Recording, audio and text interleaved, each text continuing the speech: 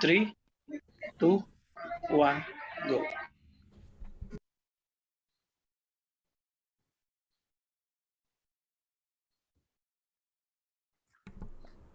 Aren't you hosting? Okay.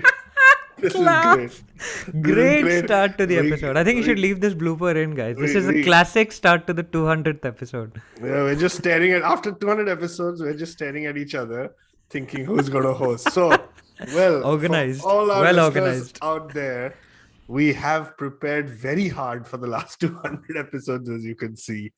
But anyway, guys, welcome to this week's episode.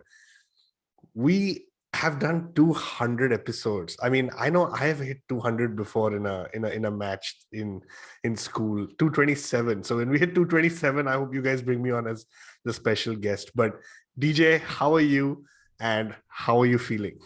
I'm very excited. Our special guest is hosting this week's episode, and one of our regulars is missing. Ashwin is on vacation apparently. And because of his bad sound quality last week, have we banned him from the podcast? Because he used these horrible AirPods, man. I mean, if there was ever an advert for not using AirPods, the last week's episode was. Episode 199. It was like he was phoning in from the moon. It was that bad, the sound Yeah, quality, and almost as good as your sound quality for the first 150 episodes when you did not know how to use the mic. yeah, and I bought the mic. But yeah, I did notice that with this sound quality, and I kept quiet because I got scolded for my sound quality. So you heard the episode. That's Yeah, a I start. did. Yeah, I do. See I you, do now. sir. Kya In the morning when I do emails, I now listen. But anyway, how are you feeling about 200, man? Like, doesn't it just feel like we had 100? And I'm pretty sure that was around the start of COVID. Like, where has it gone? Yeah, I remember we did our 100th episode. India's tour of New Zealand had just gotten over. It was a pretty depressing episode actually to do. I think our 100th has been when India's lost in New Zealand. Our 150th was 36 all out or 36 for 9 if I'm not wrong. And now our 200th episode is when we are being knocked out of a T20 World Cup. So, I mean, guys, you better hope we're playing Bangladesh or Sri Lanka when we do our 250th and our 300th because clearly we're not good shagun for this Indian cricket team. But that's just what it is, right, DJ? I mean, if you look at us, we have 49 great episodes and then one bad episode, just a few sessions, 45 minutes of unlucky cricket or cricket chat, and then we go back into 49 good episodes and then have another one, right? So or 2 bad days anyway, but guys, stay tuned after the break because we've got a very exciting guest for you as well. Somebody's going to talk a little bit about the T20 World Cup, the cricket setup, somebody who's been a coach, a commentator, a selector. Quick bite for everyone. He actually helped Rishabh Pant get selected with the BCCI when there were some issues with documents. So make sure you hear more on the other side of this break. But Varun, what's your favorite moment been, man, in 200 episodes? There has to be one moment that stood out for you. I know mine. I mean, there are a couple. Okay, let me tell you a couple. Right? One is, for all of those who don't know, DJ put out a tweet talking about the podcasters where I fumbled when I was talking and introducing the show. Another one is where we kind of called Nicholas Churan and got into a long conversation about him and his dad. And the Pujari Churan Puri. Yeah, we did a lot of stuff. But yeah, man, I mean, the Danny episode still, I'm pretty sure I said this before as well. That's one of my standout. Episode 123. Yeah. And what is yours? So for me, actually, the podcasters is quite a legendary moment. But for me, still, I think the most emotional episode was the Dhoni retirement episode. And then to follow up with probably looking back at the Gabba test match. We did that episode live. It was earlier in the year. It was crazy. I mean, winning that series 2-1. And we reacted to it live. I think Lords was a highlight as well for me. Just the emotion, the pure emotion of reliving every moment of that test match. But overall, I'd say probably the 2 Bharat Sundaresan episodes that we did, looking back at the entire series. Bharat was obviously there. I'm now reading Bharat's book, The Dhoni Touch, which is just a fantastic book because mostly it talks about Bharat and his hair and how Dhoni kept telling him to cut it, which is just a fantastic book. Definitely recommended. But who would have thought, Varun, that when we went out onto that cricket field in South Africa in 2018, 3 years later, we're doing 200, and that's when we realized that writing and doing a blog is not working, and we moved to like a YouTube, and yeah, it was pretty insane. Yeah. And also the emotional episodes with Ashwin when we got knocked out of the World Cup, right? So Yeah, when he was accusing Dhoni of being a coward and not batting up the order. Hey! He's so excited. What's Because up? I feel like I joined right as you were trash talking me. no, That we is, already trash talked you we've before. already trash talked you, but this is amazing, man. Now can we go back and edit and remove it? I'm on vacation. I'm in like snowy British Columbia, Canada, and you made me join the episode. Dude, we were just talking about our favorite moment in the 200th episode. Oh, Out of the man. 200 episodes. What did I miss? Which ones did you guys go with? Yeah. No, you have to tell us. Varun's was Danny Morrison. Mine will be Danny, I think, also, because I woke up at 2:30 in the morning to record it, and just we had the greatest time. But you have to give a Like, different I still one go now. back and watch the blooper reels of that episode. Which we haven't released, but maybe we'll release someday. No, Maybe we'll this release the episode blooper also reel. has a great blooper, which you'll get to see when you hear it. Awesome. Well, now you guys have made me join at 7:30 in the morning because you guilt tripped me into the 200th episode. All right, so how, guys, you have been covering the T20 World Cup. Where did you leave off, and how do you guys want to do this?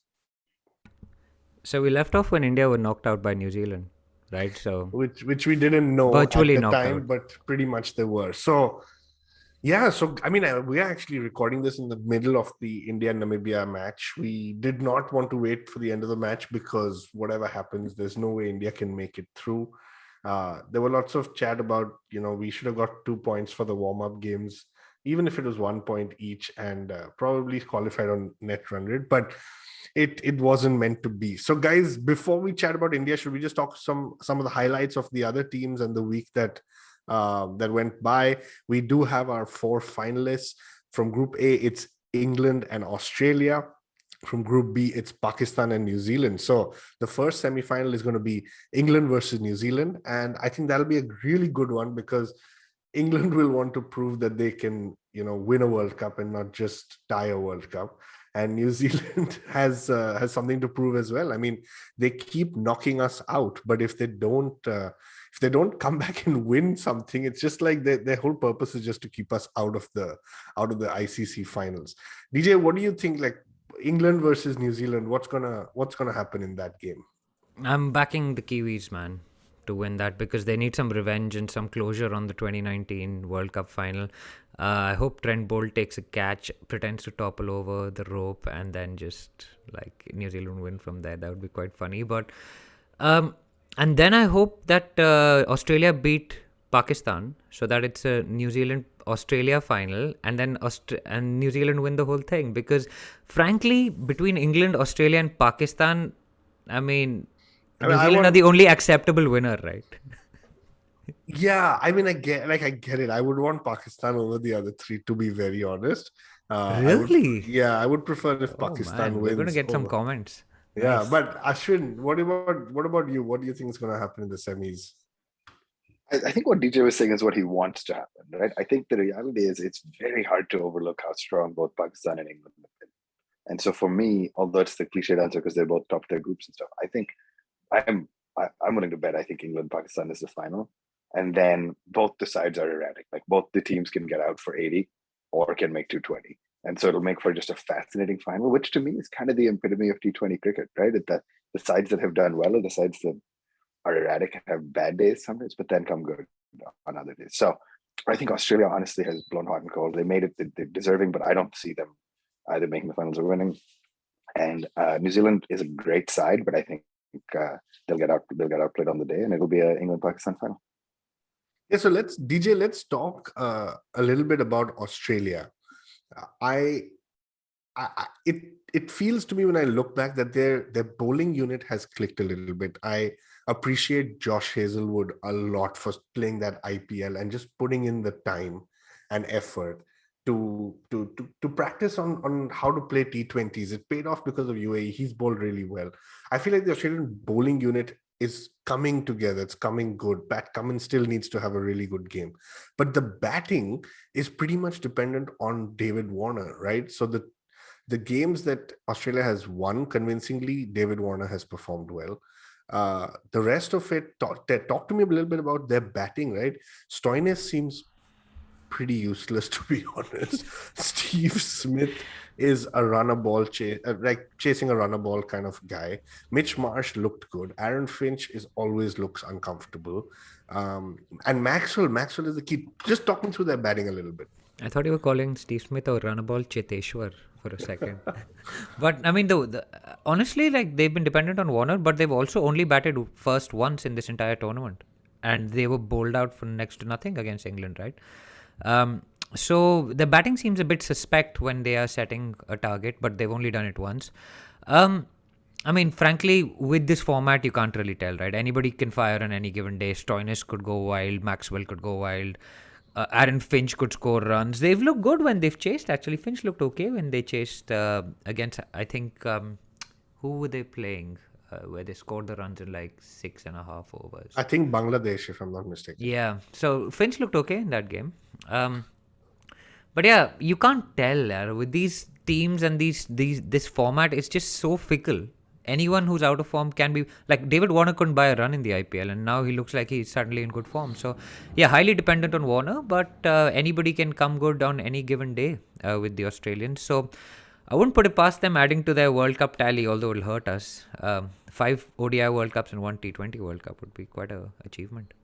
Yeah, in fact, that's the only World Cup they don't have. But you spoke about that Bangladesh game. I'm going to take a quick break, guys, and we're going to come back and talk about a team that played extremely well, but can't help but think that they got hurt because of that one Bangladesh game versus Australia. So we'll be right back after this short break. Welcome back after the break. DJ, let's talk about South Africa. Graham Smith tweeted, it's been a great 3 years. It's been very rewarding. I think they put in the effort. They had the right guys. They have actually done extremely well without the support of Quinton de Kock or Rabada, right, in the games. They've had other guys step up for them. How heartbreaking is it for them to finish on 8 points, beat England, and yet not go through? I mean, is this just all too familiar? It's the most South African thing ever, isn't it? It's like, I mean, you watch Lance Klusener sitting in the Afghanistan dugout, and he knows this feeling all too well of being like probably one of the form teams in the tournament, and something that happened in their first game against Australia, which was a really, really close game as well, actually costing them. I mean, they defended, I think, 123 or 118 or something, and they defended it with their lives. It was pretty impressive.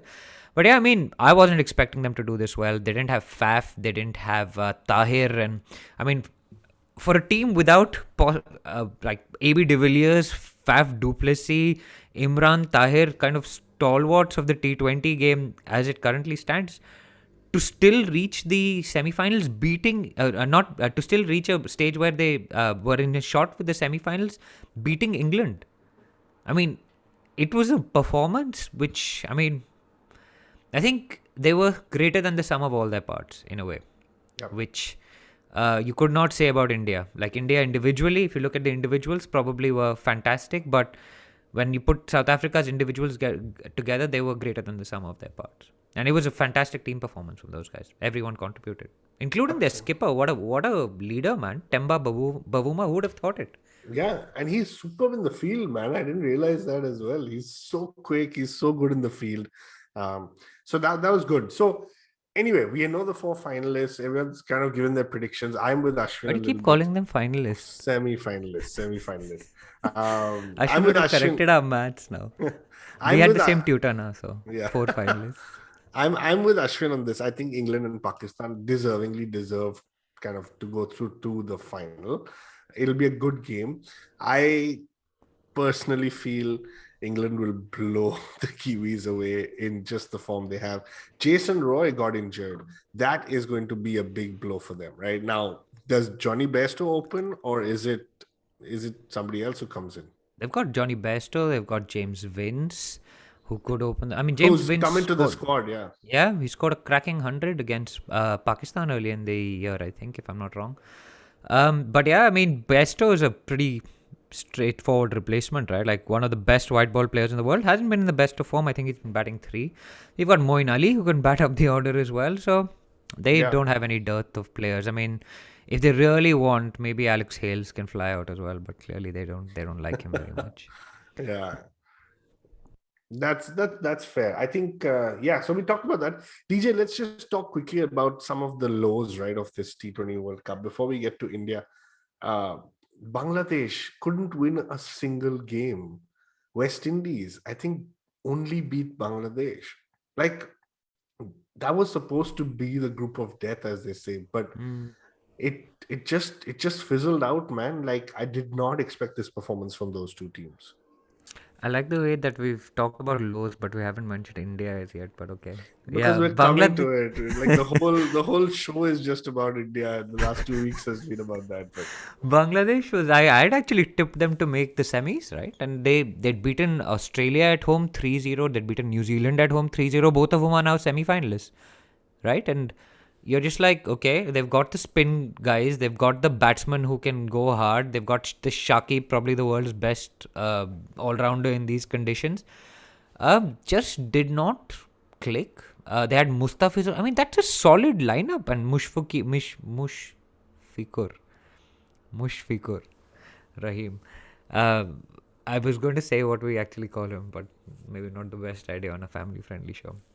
But yeah, it was pretty disappointing. And the West Indies, man, like again, like one of the favorites for the title, just did not show up. And you've got Russell, Gale, Pooran, Dwayne Bravo. You've got I don't know, Jason Holder. You've got anyone. You've got Evan Lewis. You've got Roston Chase. These are proper cricketers, man. It just didn't show up. And I guess it shows you the value of teams playing together, right? England play a lot together. Like Pakistan play a lot together. yeah, New Zealand play a lot together. yeah. But the West India do Indies, play a lot together, but just didn't happen. yeah, it felt like that's the thing when you watch West Indies. It just felt like a group of individuals who are brilliant and who were asked to come together and play a match, right? And that's why, like, a Darren Sammy is an important captain, right? Like, Pollard was the Pollard, I didn't even mention him, but Darren Sammy is the guy who glues this team. He's a 2-time World T20 winning captain. And so it felt like the West Indies players had come for a conference. Like, they'd flown in from all over the world, the different leagues, and they were just meeting each other and, like, saying hi, hello, networking, and then they were going to go off again. So, a corporate tips by Varun Garg moment there. On the 200th episode. All right. So there are 3 India games to cover. Like I said, we're recording in the middle of the Namibia game, so we won't talk too much about that. But very quickly, India, Afghanistan. Now, this was going to be the team that had to cause one upset in this group, right? Like it kind of had to happen. Everyone was just hoping it wouldn't happen. It ultimately resulted in it never happening and that crushing our hopes. But you have to give credit to India for the way they came out against Afghanistan. They hit 210 in 20 overs, lost only 2 wickets. If I'm not mistaken, that's the highest total so far at the T20 World Cup. KL Rahul, 69 of 48. Rohit Sharma, 74 of 47. Those two, of course, took on the responsibility. They both went at about 150, which was extremely good. Like I really, really liked the way they approached the game. But DJ, Pant and Pandya, I mean, Pant 27 of 13 and Hardik Pandya came out there 35 of 13 at a strike rate of 270. I mean, where was this guy? I don't know. He's proved everybody questioning his spot in the team as a batsman right. Wrong, I mean, not right. वो करके आया भाई. 35 of 13 was pretty special and frankly a good response by the Indian cricket team. They would have been down. They would have been upset after the basically lack of performance against New Zealand, right? Like 110 for 8 was like appalling. 210 is a lot better than 110. I mean, that's just maths, but yeah. It was good to see the batsmen turn up, and it was good to see them just go hell for leather from ball one. And it was, I mean, Rohit, all those questions we were asking, right? Does Rohit belong? Does Kohli belong? Does Pandya belong? Does Pant belong? Slightly put to rest. Maybe not the Kohli question because he didn't bat in that game, but he slipped down the order, right? So Yeah. Yeah, absolutely. Look, this is the team, man. Like in the second half of the show, you'll hear it a little bit as well. You got to back players. You chose these guys. India made some bold calls, right? They picked people like Ashwin, Kishan, Sky, Cheher. They made the bold decisions, but sometimes it just doesn't click. And I don't even think they were that bad in the Pakistan game. They had to recover and they did well. But the New Zealand game is where it hurt because it felt like we just didn't compete. So anyway, India beat Afghanistan by 66 runs, helping their net run rate. Of course, bowling wise, Shami did really well with 3 wickets. Bumrah tight as ever. Pandya bowled 2 overs as well. Not great, but good to see him bowl. And then we come to India's next game, which was on the Friday, which is against Scotland. Now, this was a pretty phenomenal game because after having beaten Afghanistan by 66 runs, I think we were still somewhere in the bottom half of that table towards the end when it came to net run rate, because remember, we had only 2 points. And so the Scotland game became the game that India had to go out and say, we need a high net run rate. Let's see what we can do. And the rest is ultimately not in our hands. So Scotland came out to bat. Did Virat Kohli win the toss in that one? Yeah. Yeah, he He's won the did. toss in the last 2 games. Very good. Yeah. I mean, we should have won the toss in the first 2 games. That may have been a bit more helpful, but I mean, better late than never in his captaincy career, right? Yeah, and Bharat Arun actually came out and talked about the toss. And I mean, it's not an excuse, but it just didn't go in our favor. You can't win a tournament if you can't win a game without winning the toss, right? So Yeah, exactly. So Scotland came out, they got 85 all out in 17.4 overs, right? Everyone except Chakravarti picked up a wicket. Jadeja 3, Shami 3, Bumrah 2. Chakra pick up a wicket in the whole tournament, don't including think the so. warm-ups. I don't think so. So what happened? That's going to be a big question. Like, I back the decision to play him coming out of the form he did in the IPL, right? But is it just very different bowling with Sunil Narayan at the other end and choking the team And Lockie versus... Ferguson and Shakib. And I mean, the point is, yes, sure, Shakib, I agree. But I mean, Bumrah and all are equally good, if not better than Lockie Ferguson, right? So what happened to Chakravarti? That, like, what went wrong? Is it just, I can understand, teams like Afghanistan and Pakistan picking mystery spinners, right? They have played these guys or these type of bowlers since they were young. But even against a Scotland, for him to not pick up a wicket is just surprising. yeah, and there wasn't much spin for him. That was the weird part because there was no deviation for him. His big strength is like getting the ball through the gate. The batsman's playing. I remember like a Kohli dismissal and a Dhoni dismissal. I mean, to get Dhoni and Kohli out who are decent players of spin, is impressive, right? He just didn't. I don't know. It just didn't click, man. And I feel for the guy because I don't think he's got much of a future now. To be honest, I don't think we're going to take him to Australia. I think there are too many spinners waiting. You've got a Chahal, you've got Cheher, you've got Bishnoi, you've got other players waiting in the wings, right? It's going to be tough. Like a Bishnoi would be probably next in line because big grounds in Australia, spinners will be key again. So yeah, absolutely. So I was very disappointed with him. I mean, for him to be playing in this 11, he needs to be picking up wickets, right? Because yes, Jadeja has done well in the last 2 games, but typically Jadeja bowls to contain, not to pick up wickets. And so Chakravarti just has to do that. But anyway, 85 all out. India come out. I think the stat was they need to win this in 7 or 8 overs. 7.1 overs to go past Afghanistan on net run rate. That was the top, right? Yeah, and KL Rahul and Rohit started the first over a little bit slowly, watchfully, and I was like, man, they're trying to get 2 points, but then they just exploded, man. They just unleashed. This is the KL Rahul that should play the bloody IPL. पता नहीं क्या करता है यार ये IPL में अपना tuk-tuk. Seriously, boss. So he hit 50 of 18 balls, I think, making it the fastest 50 of the T20 World Cup this year. Rohit 30 of 16. And then there was nothing left for anyone else to do because India then went ahead, finished that match in 6.3 overs, climbed, I think, became the highest net run rate in the group at that stage. So suddenly you've got a team who's on 4 points. has the best net run rate. So if it comes down to net run rate, they will go through most likely. And everything was put in the hands, the fate of the Afghanistan team. Now, I think that game must have been the most watched game on Sunday, New Zealand versus Afghanistan.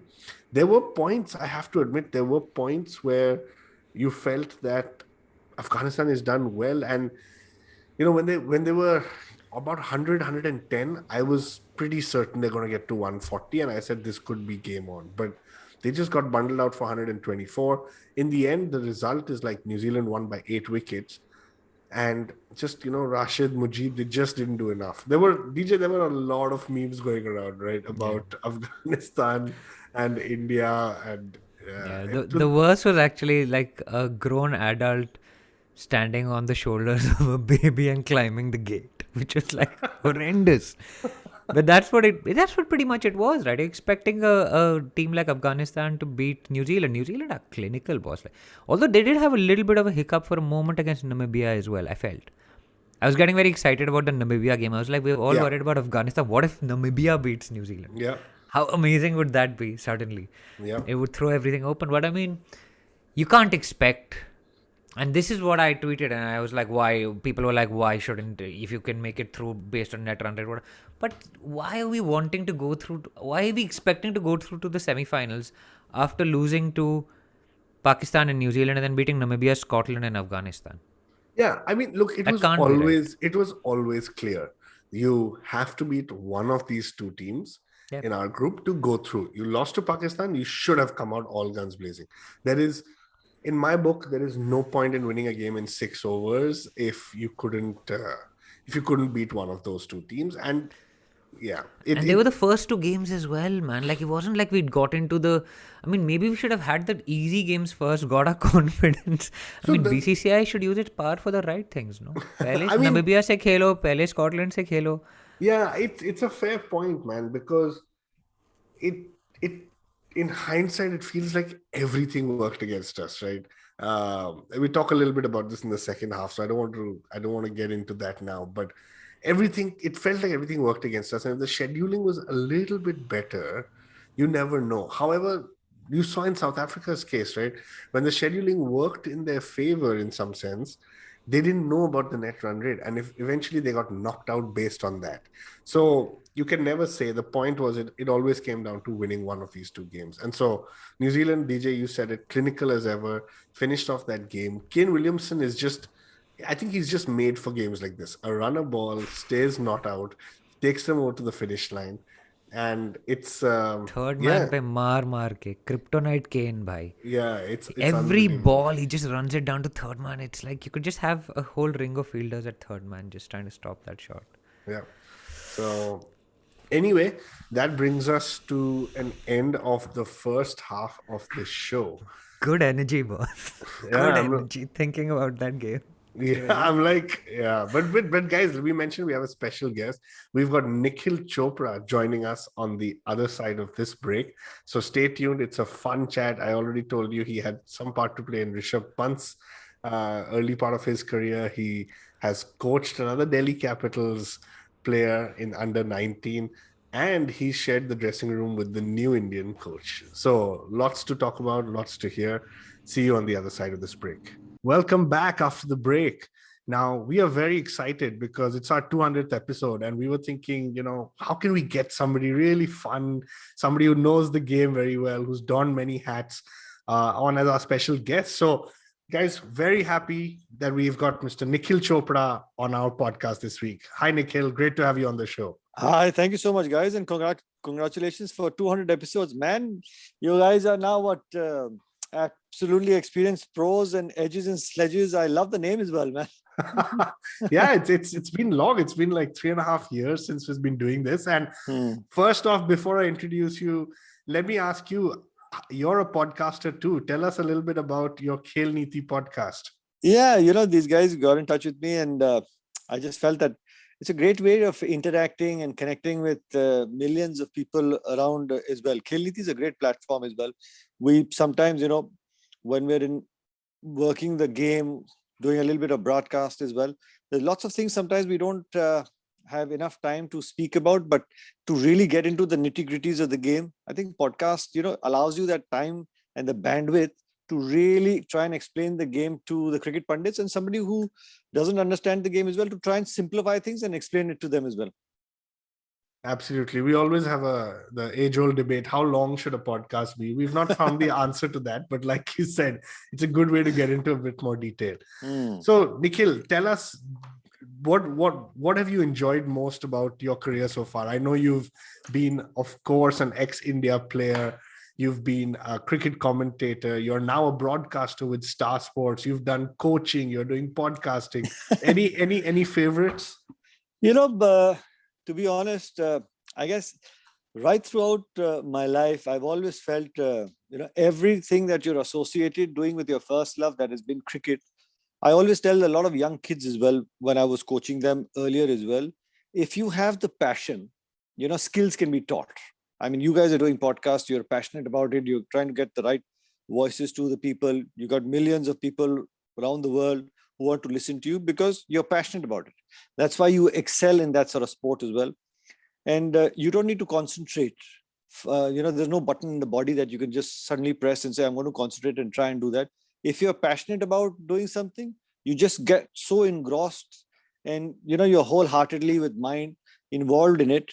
So, time goes by, you don't realize. So every single thing, like you said, broadcasting, coaching, everything associated with cricket has been absolutely blissful. You wake up in the morning, you're like, wow, I'm ready for this. Let's try and do something new. So that's how you try and excel in every single thing.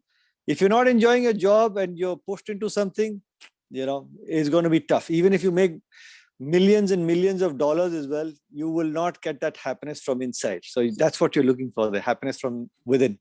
Absolutely. And cricket does that for so many of us. Tell us a little bit, we know you had a little part to play in Rishabh Pant's career so far. We know you've coached Prithvi Shaw so far. We are a Delhi Capitals fan podcast, right? Nice. And both of these guys are young guns. Talk us through anything about how your time has been with them and what exactly you've done. See, with Rishabh, I'll tell you, when he was a young kid, I was the chairman of selection committee for Delhi, the under-19. He's a great kid. It was just that whether he was fortunate or I was fortunate that I saw him and he had some issues with some date of birth certificates and things like that. So I said, as chairman, I wrote a mail to the BCCI saying that the documents are original, everything's in place. Till the time you get the courier with the original passport, on my responsibility, please allow him to play, since I have had a look at the documents as well. And so BCCI sent me a confirmation. There's a lot of faction that was happening at that moment in time that people didn't want him to play. So I just, like any good ex-cricketer would do, trying to make a career of some young kid that you believe in his talent, went out of his way, and gladly, but fortunately, by the grace of God, things worked out for Rishabh, and that was it. If it was any other kid in the same sort of space, I'd still go out there and do it as well. And he's never looked back, and he's such a great kid, young guy, comes from a very humble background and an extremely, extremely hardworking guy as well. He's a phenomenally talented cricketer, and he's got his feet on the ground as well after getting so much of success as well. Just goes to show he really values his cricket as well. Absolutely. And Prithvi Shaw, if I can ask, is just... Prithvi, I'll tell you, I used to be with the India under-19 at Bangalore. We were coaching as one of the support staffs, and he got picked as one of the kids for the India under-19 camp for a month, 25 kids. So I spent a lot of time with him. Another guy who was greatly talented, and the kind of talent that he has, we're looking to just chip off the rough edges, try and get him to understand what happens in a game when he goes out to bat. And I'll tell you a very good incident. We were at a practice game and he batted for about 20-25 delivery, and it was a slowish wicket. And he was like he is, he likes to go out there and get after the bowling and look for the boundaries and all that. So the track wasn't there to go out there and really go after the bowling. So after 20-25 deliveries, he got out and he came back. So I said, "Do you know what you've done?" He says, "Nahi bhaiya, I said, you got to realize as a batsman as well, when you bat for 20, 25 deliveries, and as a batsman, when you spend enough time on the crease, 25 deliveries in a 50-over game, and you are finding it tough to hit those boundaries, a new man walks in, he's also going to take 20, 25 deliveries or maybe 30 deliveries, because then you have to realize, rather than going after the bowler, that you're trying to force, wait for that bowling change. When a new man comes into bowl, look to capitalize against him. So those small little things, and he, understood that brilliantly. And then he just carried on from there on in. So, small little things. So we've had a lot of fun together. Awesome. Yeah. Two superstars in the making, right? You talked about slow pitches. You talked about attacking the bowling. You talked about playing long innings. I can't help but ask about our T20 World Cup now. Yeah. All of the above kind of apply. Look, when we started talking about this, it was almost a guarantee that India is going to make the semis, and the three of us on this show pretty much joke that a knockout game hits, we get 15 for 3 and we are out. The problem though was that we got like some 15 for 3 in the first game this time. Yeah. What just share with us your views. Were you doing commentary during those games? I was. Yeah. I was. Well, what did you feel like just as you were watching it, and before we start dissecting a little bit on what went wrong? Simple, and I've always said this, like you said, guarantees. It just goes to show no guarantees in sport. I'll tell you, no guarantees in life. So simple. Sometimes you've got to just give credit where it's due. We got outplayed, simply outplayed. First game against Pakistan, I think when you lose a couple of wickets in the power play, it gets really tough to bounce back from there. But still, Virat went out there and got that fantastic half century, got a respectable total. But when they came out batting, it was all guns blazing. They batted really well. I'm not saying this as an excuse, but second half now, where the weather change as well, evening games, there is a bit of dew as well. So it gets tougher for the bowlers to try and execute their plans, and batting gets easier as well. But I thought that we could have fought better. But to put it in simple terms, like how we all felt from the com box as well, we got simply outplayed.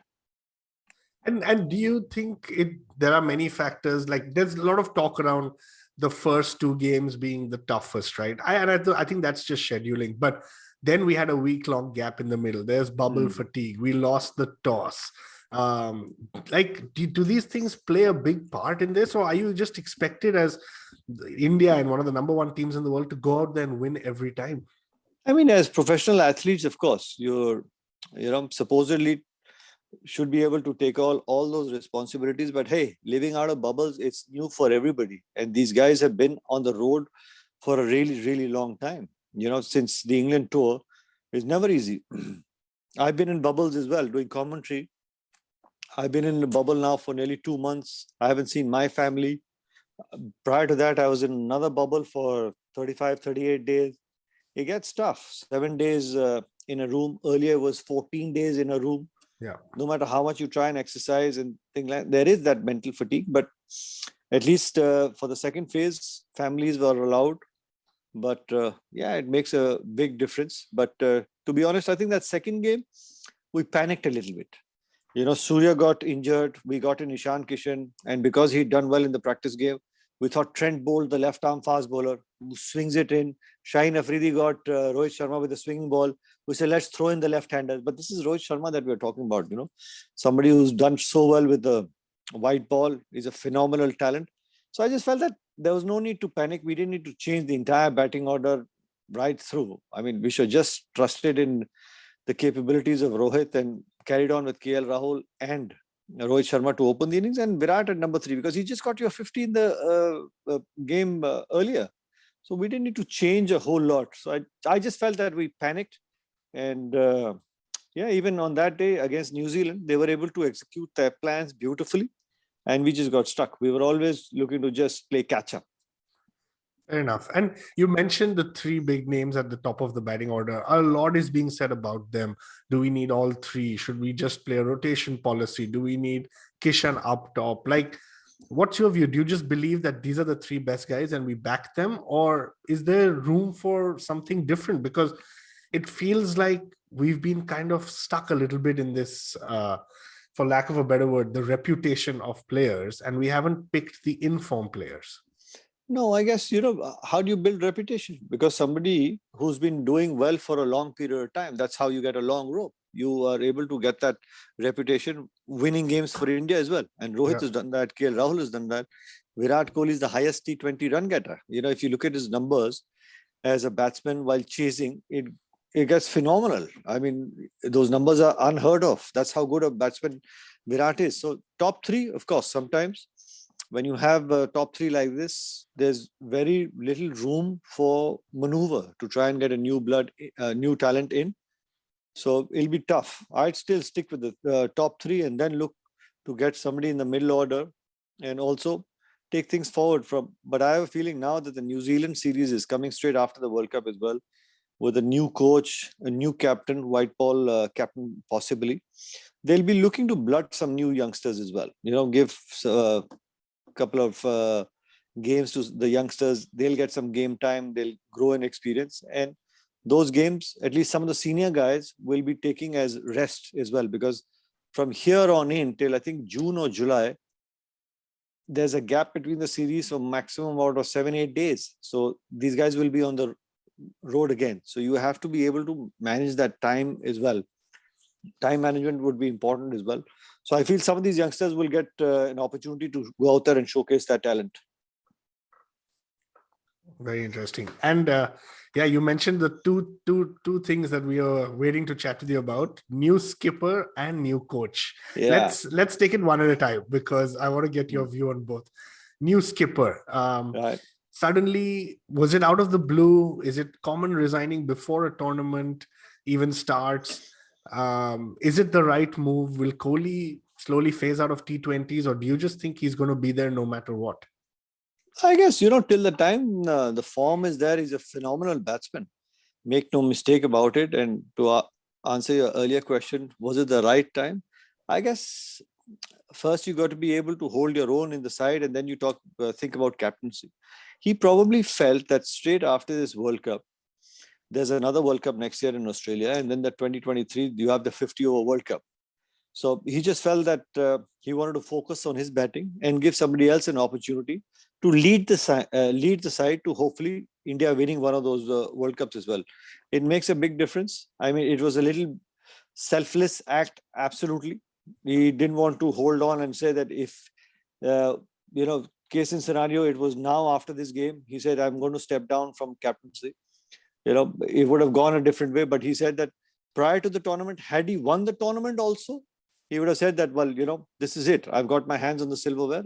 Like I said earlier, there's going to be a new captain. So fair enough. I respect that, because it was his decision and he's the best judge looking at his career from here on in, whether he plays 3 years, 5 years, 6 years in international cricket.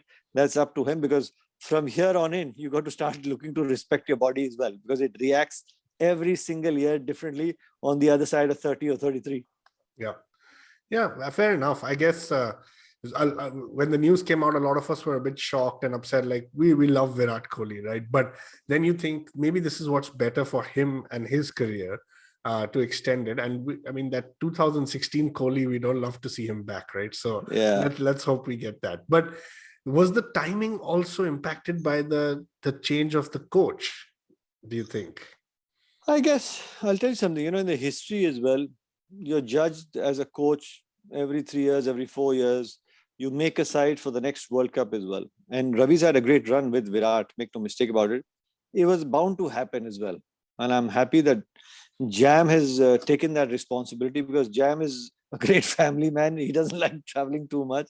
And that's why he was the head of the NCA. He was in Bangalore, and the NCA was, at Bangalore at his hometown. So he got that opportunity to, groom some of these youngsters as well. And now that he's taken that head coach's job, 90% of these youngsters have been with Rahul Dravid over a period of time, whether it was the India A or the India Under-19. So he knows all these kids inside out, and he knows what to work on, what roles what player can have, what are the mistakes, where are they looking to improve, and what are their strengths and weaknesses. So I think it's a great step for Indian cricket with Rahul taking that coach's job. And you've spent time with Rahul Dravid. It's, of course, we know you've been in the dressing room with him, but what else? Yeah. Like you've had a longer establishment and journey with him, right? Yeah, I've known him since we were 15 years old. We spent some time together at an India under 15 camp in, I Wow. think it was Calcutta. So I know him since then. Absolutely meticulous, hardworking. And I'll tell you a great story, and I shared the dressing room, like you said, we were playing for India together. I think he got 100 in one of the one-day games where we were there together, and he was trying to get some videotapes of his batting. So I said, where are you going, Jack? He said, I'm just trying to get the videotapes of my batting today. I said, listen, Baka, you just got 100. Why? What? So he said, no, I still need to see where I can improve. So that's Rahul Dravid for you. So it's not about, when you don't get runs, it's with Rahul, even if you get runs, how you can do better something else as well. So that's jam for you. That's great. I mean, that's what a lot of the youngsters would need. Tell us, like, what do you think needs to, like, what needs to change between this year and next year? It's so close. India have not won a ICC trophy in so long. Australia, we've done well in Australia, but a lot of the fans are asking, if you just rock up there with the same team, what's the guarantee that the same thing is not going to happen again? I mean, there's no guarantees. Well, the bowling department will look to change, I feel. I mean, no disrespect to anybody. I think Mohammad Shami's had a great run. He's a phenomenal fast bowler. But since the next World Cup is some time from now, I think Jasprit Bumrah might be still spearheading the pace attack. You will have maybe Mohammad Siraj, Harshal Patel, who's done well, Avesh Khan. So these are some of the youngsters. There's a new kid on the block from, I think, Srinagar. I think we should look to groom him. Maybe it's a little too early. He'll be playing some T20s as well. I think it's Malik, a young kid called Malik, bowls at the speeds of 150 kilometers. So we do have talent. And once again, look at some of the new spinners, what their role would be. Rahul Chahar given a long run, because come the World Cup, you don't want anybody to have less game time, because you need experienced campaigners as well. And I think Rahul does that as well. He's great in building role plays for some of these players as well. Over a period of, say, 12 months, if you're playing 30 odd T20s, he makes sure, he'll have a blueprint, which player, what sort of roles, if he's looking to change anybody else. So he's going to give them 10 to 15 games.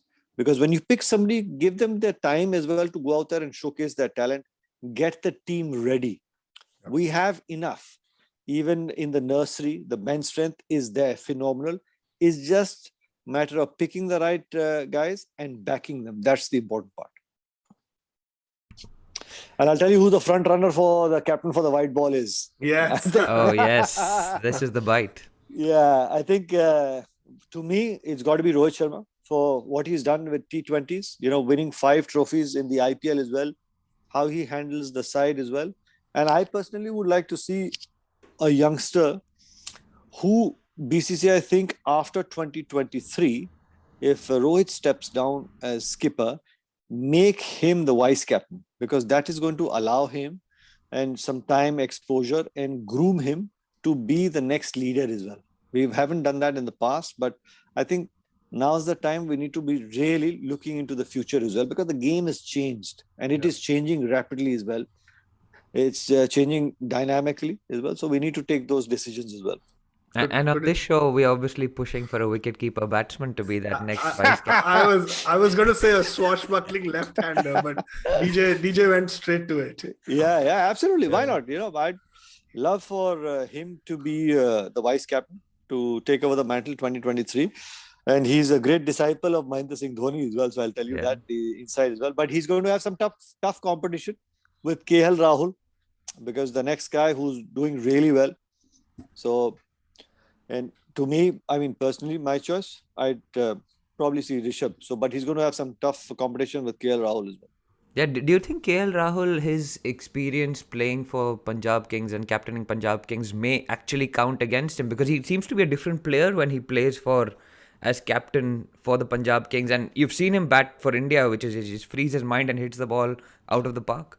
Well, I guess the difference is because you got Rohit on the other side, you got Virat Kohli in the same side, you got Rishabh Pant in the same side. So that side, when you have so many batsmen around you, that gives him the freedom to go out there and express his talent. But when you're playing for Punjab and a leader, you're literally batting for the other 5 guys as well. So he's a little more tentative. Here, when you're playing for India, because of the kind of batting strength that you have, it allows him to just right from ball 1. If it's in the slot, he'll go look to express himself. Yeah, he's been super. And I actually wanted to ask your question because obviously you've played a World Cup, Nikhil, and you were part of the '99 squad. You were part of the team that beat Pakistan. So I want to ask you a couple of questions around that World Cup and what it was like. Firstly, what is the pressure of playing Pakistan in a World Cup? I guess pressure to me for any athlete would be simply when you're looking to control the result. That's why you feel the pressure. And you're like, no matter what happens, I need to control the result. And pressure is also about when you don't know what your processes are going to be. You're straight away looking at the result as well. But if you break it down and you look at the processes as well, you worry about the process, the smaller picture, join the dots and you'll make a larger painting. So to say, but against Pakistan, it's always, no matter where you go, we're going to beat them. We have to beat them. You're at the airport, you're in the hotel, we got to beat them. So everybody straight away running to the result, and it just keeps filtering you as well. But even in the '99 World Cup, if my memory serves me correct, I think Venkatesh Prasad had a great outing. 5 wickets, yeah. 5 wickets. It was phenomenal. And he's somebody who just kept things simple, come and bowl on the spot, looking to take it away. And at that moment in time, Pakistan was probably looking to control the result. Like, we have to beat India with the kind of crowds there was as well. And they fell into that trap as well. To me, whenever we played against Pakistan or even in a one-day game, forget the World Cup as well, it's how calm you can stay. You just look to worry about the processes and the result will take care of itself. Never look or get anxious about controlling the result. Right, and the second question was, how do you pick yourself up after a loss or being knocked out of a World Cup before the semi-finals, right? Because it's the same thing. What's the dressing room vibe at this point? It's tough, man. I'll tell you, it's tough. Even in '99, that one game haunted us against Zimbabwe that we lost and we couldn't make it at that moment in time. The Henry Olonga over. Yeah, it's tough, man. I'll tell you. For these guys, and especially when you enter a tournament being as the favorites and the kind of side that you have, you sit in the dressing room, you see on your left, you see on your right, you have so many match winners.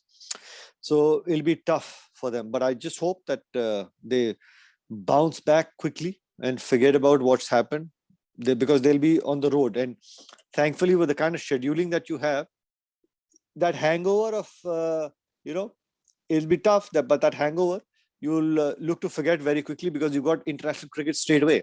After the World Cup final on the 14th, India's playing their first T20 on the 17th as well. And then you're looking to rebuild that whole process as well. So when you're out on the road, you're back on the park again. It'll help you forget about that loss. Awesome. Thank you for that. Okay. One other question from our side is what can we expect in this upcoming mega auction in the IPL? Like Diwali bonuses, man. Yeah, I mean, like what? It's 4 retentions. Are we going to see a massive change around of teams? Because, for the last 3 years, the teams have pretty much got into a groove, right? But any views on this kind of mega auction? See, when you've got certain retentions, 4 players, so you're looking to retain the core. Out of the 11, you're allowed to retain 4. That will help. And then you just look to rebuild your side against those 4 players as well.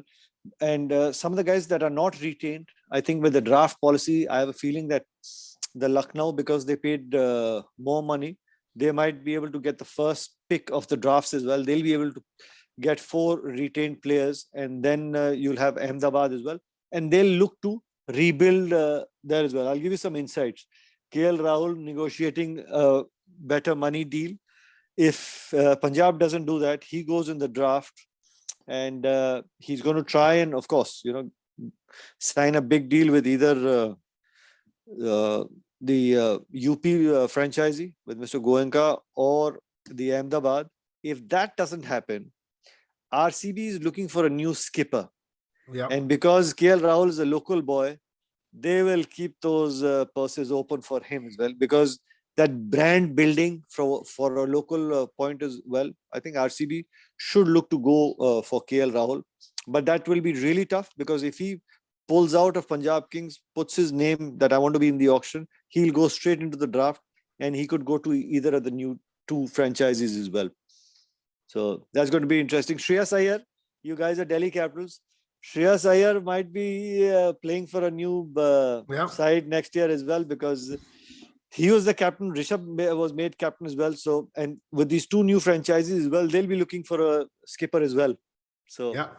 Diwali bonuses, millions raining. Lots to look out for. Can I quickly ask you a question, Nikhil? Sure.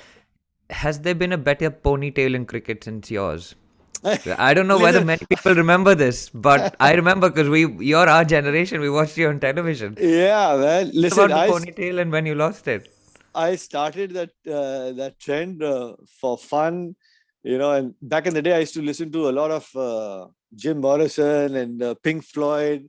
I was the only man with a ponytail and bandana, had the earrings, and come and bowl, not a fast bowler, but an off-spin bowler as well. It's been phenomenal. And, I had that ponytail. Now I don't have hair. I have trouble keeping the hair on my head now. But do many people still ask you about the ponytail, or do many people not remember? Because it was fascinating for us, because I think you were the first person we'd seen on a cricket field who was playing cricket professionally with a ponytail. Yeah, it was fun. And I remember I got picked to play for one of the challenge, India A or Indian team. We used to play the Challenger Trophy those days, when you had the India team, India A and India B. And I did really well. And at that time, one of the coaches told me in Punjabi, "Oye, tu India khedna hai, te baal kata le." And me being me, man, And at that time, I said, "Bhai, but mere baal se aur mere cricket se ki lena dena?" And many years later, a certain wicketkeeper from Jharkhand said the same thing, right? Exactly. So you were setting the trend clearly. So it was good, fun old days, man. I've always enjoyed playing cricket. Kept it as, you're always playing the sport. Don't look to work the sport, then you won't enjoy it, and there's too much pressure on you guys as well. So I've always one who's enjoyed that process and always look to play the sport.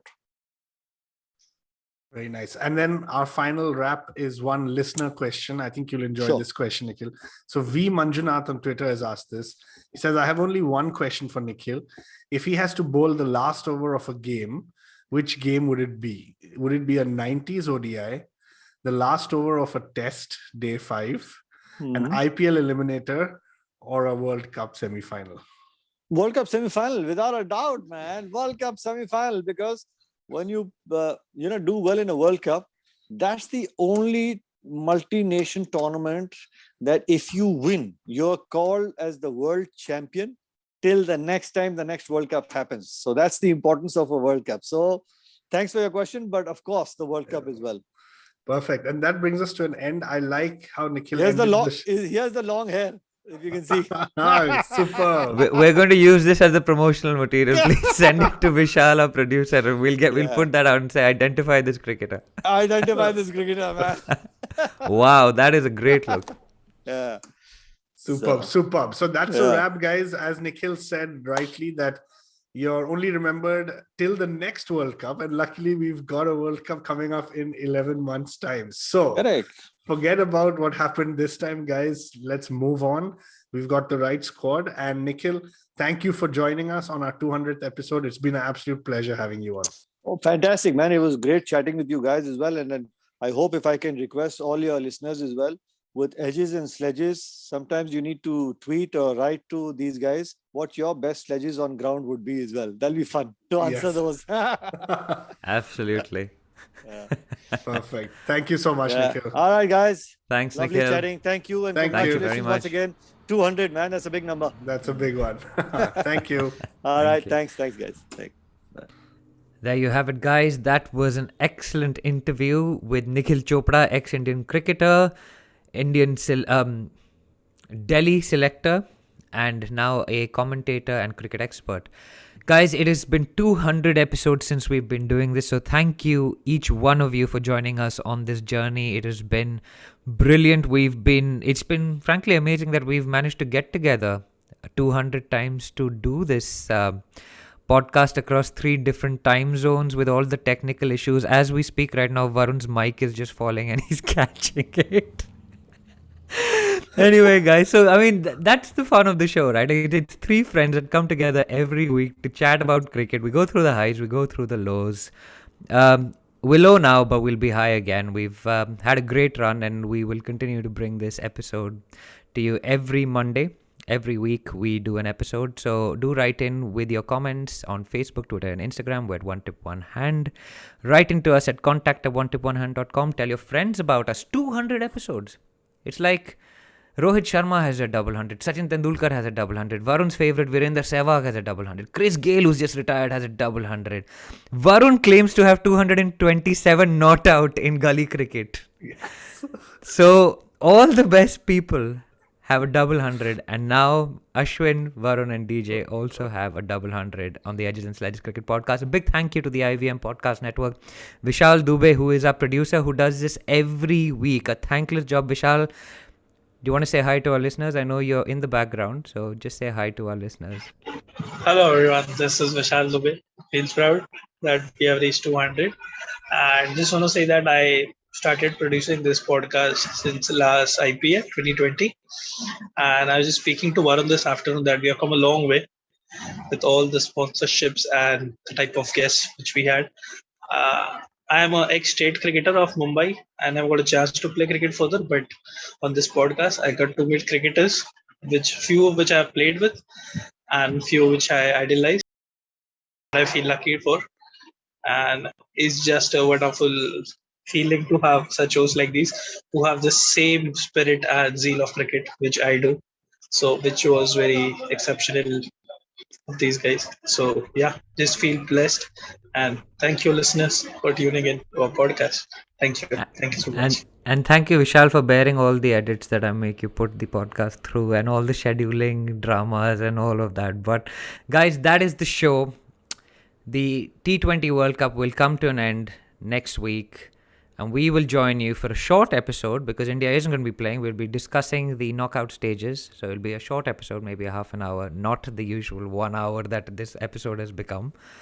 And then the rigmarole and the schedule will carry on because India is now going to play New Zealand about 9 days after the World T20 final. So we will see you for that as well. Guys, this is the Edges and Sledges Cricket Podcast signing off. Take care and happy 200th.